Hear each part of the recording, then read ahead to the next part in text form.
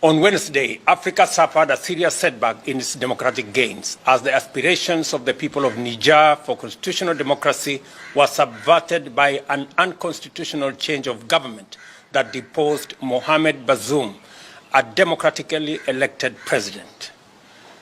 The Republic of Kenya joins the rest of the world to condemn in the strongest terms this unconstitutional act that subverts democracy through a coup d'etat and calls for the immediate release of President Mohamed Bazoum, who is reportedly seized by members of the Presidential Guard. Throughout our continent's history, we have strived tirelessly to nurture the principles of democracy, aligning ourselves with the aspirations of the African people for freedom and self-determination. This fundamental norm is crystallized in Article 4P of the Constitutive Act of the African Union, which unequivocally condemns and rejects any unconstitutional change of government.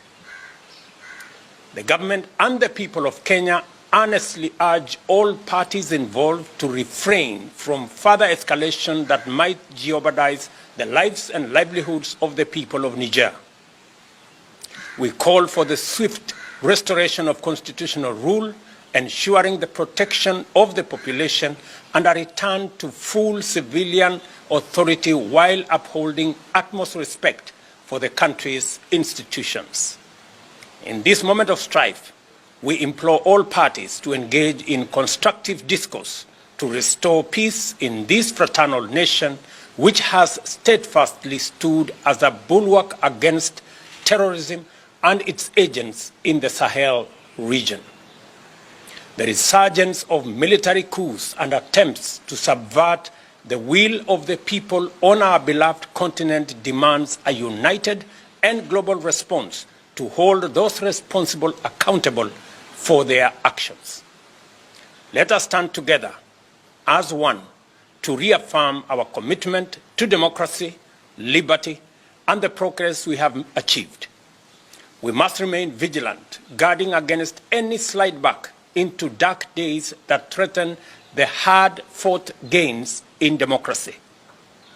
Kenya is willing to assist in resolving the conflict under the auspices of the African Union, should it be deemed appropriate.